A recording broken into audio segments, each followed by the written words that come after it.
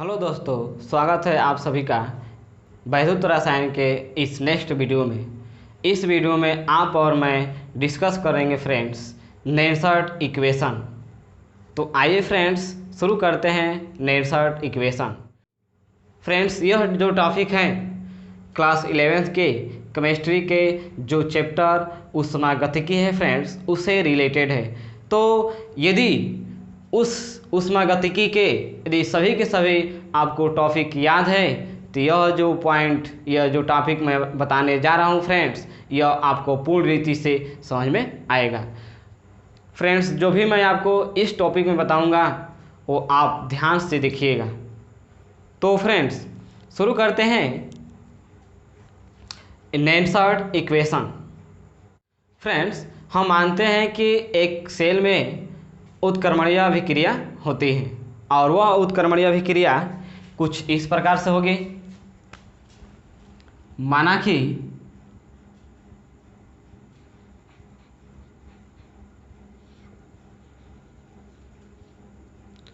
एक सेल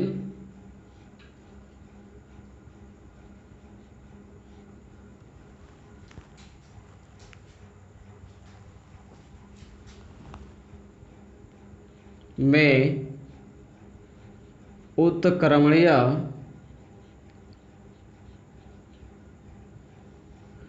अभिक्रिया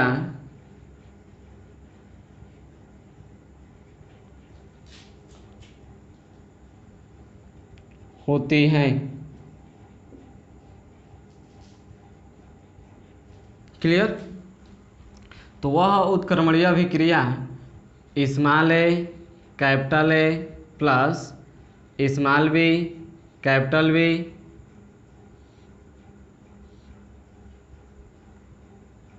small C capital C plus small D capital D है। Friends इसमें ए और बी अभिकारक, स्मॉल ए कैपिटल ए का गुणांक है, स्मॉल बी कैपिटल बी का गुणांक है, सी और डी उत्पाद है और इनके गुणांक स्मॉल सी और स्मॉल डी हैं। क्लियर? जो small A small B small C और स्मॉल डी है फ्रेंड्स यह अभिकारक और उत्पादों के गुणांक हैं। जैसे कि मान लीजिए एक हम इक्वेशन लिख रहे हैं N2 plus H2 equal NH3। जब इसको संतुलित करते हैं फ्रेंड्स तो यहाँ 2 से गुणा करते हैं, यहाँ पर 3 से।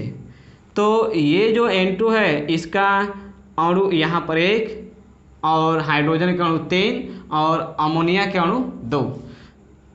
यहाँ पर जो 1 है फ्रेंड्स ये है स्मॉल ए और जो N2 है वह कैपिटल ए, जो 3 है वह है फ्रेंड्स स्मॉल बी और जो H2 है वह कैपिटल बी। फिर यहाँ उत्पाद में चलते हैं तो जो 2 है वह स्मॉल सी है, जो NH3 है वह कैपिटल सी है, यानी उत्पाद।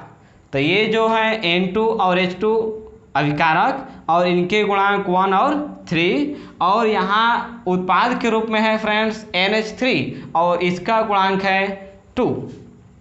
तो फ्रेंड्स इसी प्रकार जो ये small A small B capital small C और स्मॉल डी है, सेम इसी तरह A capital B capital C capital D के गुणांक हैं।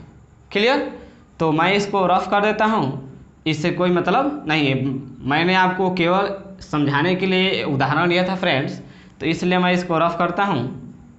फ्रेंड इस इक्वेशन से हम लोग Q एक गुणांक लेते हैं, Q गुणांक बराबर लिख सकते हैं फ्रेंड्स कैपिटल C के पावर स्मॉल से कैपिटल D के power small D divide by capital A का power small A capital B का पावर स्मॉल बी। क्लियर। तो यह यहाँ पर केवल समझिए कि जो Q है वह एक गुणांक है और हम Q बराबर लिख सकते हैं उत्पाद डिवाइड बाई अभिकारक। तब ऊष्मागतिकी से यह कह सकते हैं फ्रेंड,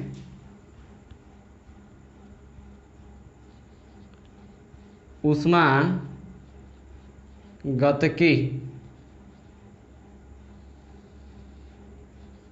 से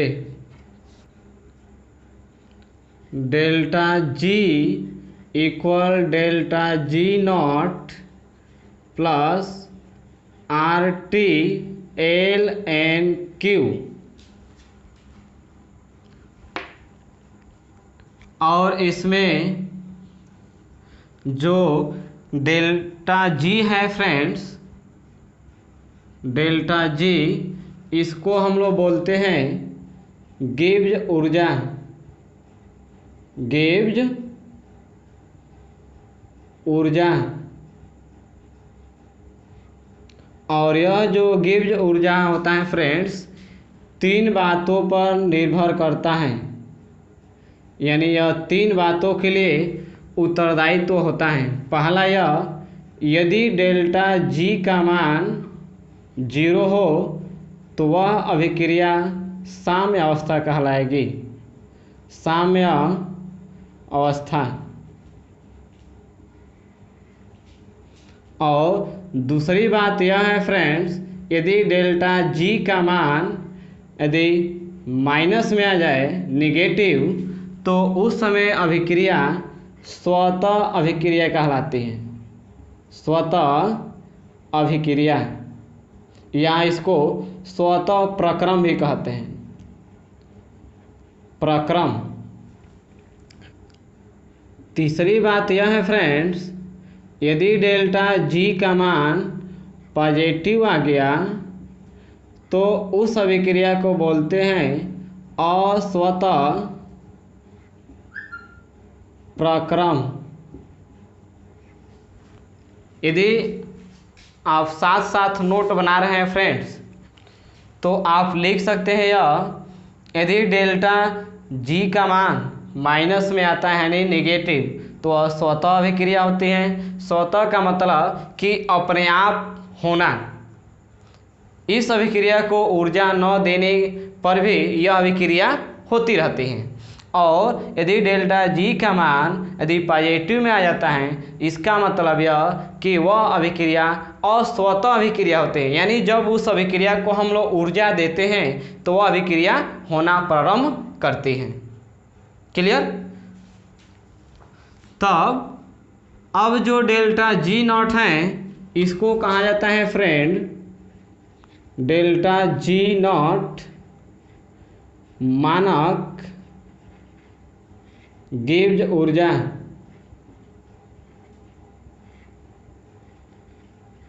गिब्स ऊर्जा। क्लियर। जो R है फ्रेंड, इसको हम लोग बोलते हैं नियतांक,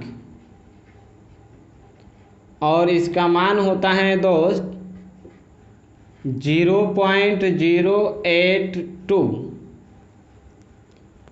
और जो T है उसको कहा जाता है फ्रेंड तापमान, तापमान।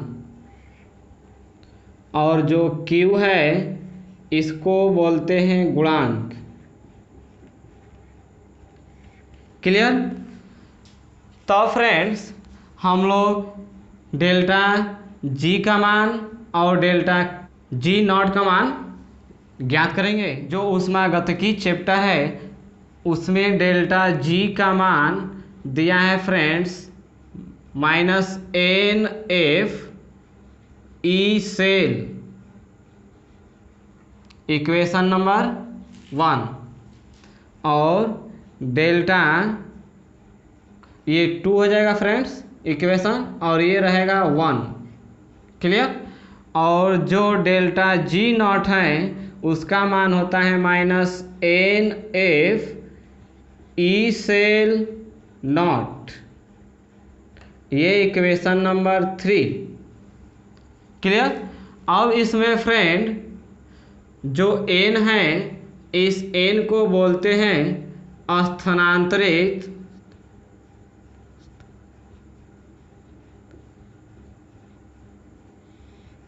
स्थानांतरित इलेक्ट्रॉनों की संख्या। अर्थात जब हम आपको डेनियल सेल बता रहे थे फ्रेंड्स, तो उस डेनियल सेल में जो जिंक इलेक्ट्रोड था, वह जिंक इलेक्ट्रोड से 2 इलेक्ट्रॉन निकलकर वह कॉपर इलेक्ट्रोड की तरफ जा रहा था फ्रेंड। तो जो इलेक्ट्रॉन जिंक से कॉपर की तरफ गया, तो उस डेनियल सेल में स्थानांतरित इलेक्ट्रॉनों की संख्या 2 ही। तो हम यह कह सकते हैं फ्रेंड्स कि डेनियल सेल में जो इलेक्ट्रॉनों की स्थानांतरित इलेक्ट्रॉनों की जो संख्या होती है वह 2 होती है। तो ये n का मतलब वही कि स्थानांतरित इलेक्ट्रॉनों की संख्या है। और F को कहते हैं फ्रेंड फैराड, और 1 फैराड बराबर होता है फ्रेंड 96,500 कूलम। और जो ई सेल है, ये है सेल विभव, सेल विभव। और जो ई सेल नॉट है, ई सेल नॉट, इसको बोलते हैं फ्रेंड मानक सेल विभव, सेल विभव। क्लियर। अब हम लोग काम करेंगे फ्रेंड्स, इक्वेशन 2 और 3 का मान इक्वेशन नंबर 1 में पुट ऑफ करेंगे। तो लिखेंगे फ्रेंड्स समीकरण 1, 2, समीकरण 2 एंड 3 का मान इक्वेशन नंबर 1 में रखने पर या पुट ऑफ करने पर, तो रखेंगे तो मान कुछ इस तरह होगा। डेल्टा जी का मान दिया है friends -NF E cell equal delta G naught का मान दिया है -NF E cell naught plus RT LNQ। Clear. अब इस पूरे समीकरण में हम लोग डिवाइड करेंगे -NF से, तो लिखेंगे पूरे इक्वेशन में -NF से भाग देने पर, तो भाग देंगे तो friend -NF E cell divide by -NF equal -NF E cell naught divide by -NF plus RT LNQ divide by -NF। तो फ्रेंड्स ये हो गया, माइनस से माइनस कट गया, NF से NF, माइनस से माइनस, NF से NF। अब यहाँ बच गया friends E cell equal E cell not minus plus minus, और यहाँ पर हो गया फ्रेंड्स RT अपान में NF LNQ। और इसी इक्वेशन को हम लोग बोलते हैं फ्रेंड्स नेल्सन इक्वेशन।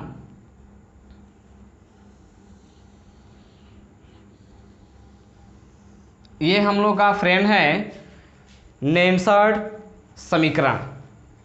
और फ्रेंड्स इस इक्वेशन को हम यहाँ लिखेंगे E cell equal E cell not minus R T upon में N F into L N Q. Clear.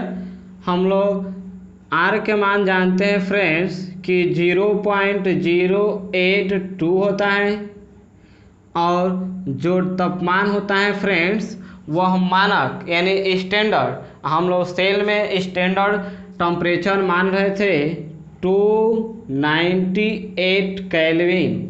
Clear. N जो है सेलों में स्थानांतरित इलेक्ट्रॉनों की संख्या है, इसलिए डेनियल सेल में 2 होता है। तो ये तो कन्फर्म नहीं है कि हमेशा हम लोग का डेनियल सेल ही रहेगा। वो जैसे न्यूमेरिकल आएगा फ्रेंड्स, तो न्यूमेरिकल्स में डेनियल सेल है या उसमें इलेक्ट्रॉनों की जो स्थानांतरण इलेक्ट्रॉनों की संख्या कितनी होती है वहाँ से इसका मान रख लेंगे। और एफ का मान हम लोग जानते हैं फ्रेंड, फैराड का मान होता है 96,500 कूलम। अब ये सभी मानों को हम वहाँ रखेंगे। यदि log बेस 10x होता है तो इसको हम लिखते हैं फ्रेंड्स log x। क्लियर।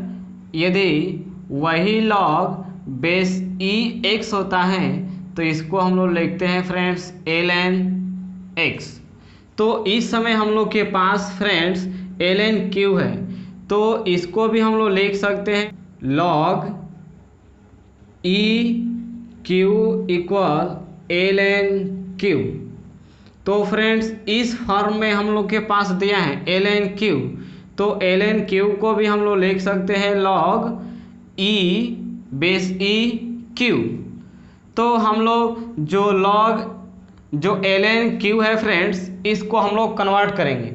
यदि इस मान में जो फ्रेंड्स मान आया है log e q, यदि इस मान में हम 2.303 से मल्टीप्लाई कर देते हैं तो जो ln q है यह कन्वर्ट हो जाएगा friends log base e q में। फिर से एक बार समझिए, यदि ln q है तो ln q को यदि log e q में यदि कन्वर्ट करना होगा तो हम इसमें यदि 2.303 से मल्टीप्लाई कर देते हैं फ्रेंड्स तो log ln q कन्वर्ट हो जाएगा log q में और बेस e। तो अब हम लोग यह सभी मान इसमें पुट ऑफ करेंगे फ्रेंड, तो यह होगा e cell equal E cell not minus R का मान होता है फ्रेंड्स 0.082 और टेम्परेचर का मान है फ्रेंड्स 298 डिवाइड बाई एन के मान को छोड़ देंगे इनटू एफ का मान होता है 96,500। क्लियर। और जो ln q है फ्रेंड्स, अब ln q को हम लोग लिखेंगे log q बेस e को छोड़ सकते हैं या लिख भी सकते हैं, उससे कोई फर्क नहीं पड़ेगा, लेकिन इस मान में हम लोग मल्टीप्लाई करेंगे फ्रेंड्स 2.303 से, तब होगा फ्रेंड यह ई सेल नॉट माइनस इसमें log q और n को छोड़कर यदि हल किए जाए तो इसका मान होता है फ्रेंड, यहाँ हो जाएगा फ्रेंड्स 0.082 इंटू 298 इंटू ये वाला मान पहले लिख लेंगे 2.303 log q divide by 96,500 into n equal, अब इन सभी मानों को फ्रेंड्स यानी log q और n को छोड़कर बाकी सब मान को यदि सॉल्व करते हैं तो उसका मान हो जाता है फ्रेंड्स 0.0591 अपान में n, और इधर बचेगा फ्रेंड्स log q। इधर हो गया फ्रेंड्स e सेल, यहाँ भी होगा e सेल। तो ये फ्रेंड्स हम लोग का एक दूसरा इक्वेशन भी प्राप्त हो गया। ये भी हम लोग का नेलसट समीकरण ही है, बस फ़र्क है यह है कि इसमें हम लोग मान रख कर हल कर लिए हैं फ्रेंड्स। इन दोनों इक्वेशन से यानी ये भी हम लोग का नेलसट समीकरण है और ये भी हम लोग का नेलसट समीकरण है। इन दोनों में फ़र्क केवल क्या है फ्रेंड्स कि इसमें आर टी और एफ का मान और एल एन क्यू का मान नहीं रखा गया है, जबकि इसमें आर टी एफ और एल एन क्यू को कन्वर्ट कर दिया गया और उन सभी का मान रख दिया गया है। तो जो न्यूमेरिकल्स होंगे फ्रेंड्स हम लोग इसका भी यूज कर सकते हैं और इसको भी हम लोग यूज़ कर सकते हैं। तो इन दोनों फार्मूलों को हम लोग न्यूमेरिकल्स में आगे जो भी आने वाला वीडियो है फ्रेंड्स उसमें हम लोग न्यूमेरिकल्स को हल करेंगे और उनमें जो फार्मूला यूज करेंगे फ्रेंड्स इसी फार्मूले को और इस फार्मूले को हम लोग यूज करेंगे। ठीक बात है फ्रेंड्स। यदि आप इसको लिखना चाहते हैं तो वीडियो को पॉज करके आप लिख सकते हैं। हम लोग जो आने वाला वीडियो है फ्रेंड्स उसमें न्यूमेरिकल हल करेंगे और इन्हीं दोनों समीकरणों का उसमें प्रयोग करेंगे। यह वीडियो कैसा लगा फ्रेंड्स प्लीज़ कमेंट बॉक्स में बताएं। यदि वीडियो अच्छा लगा तो लाइक करें, शेयर करें और कमेंट्स करें। Thank you for watching video. Press the bell icon for notification.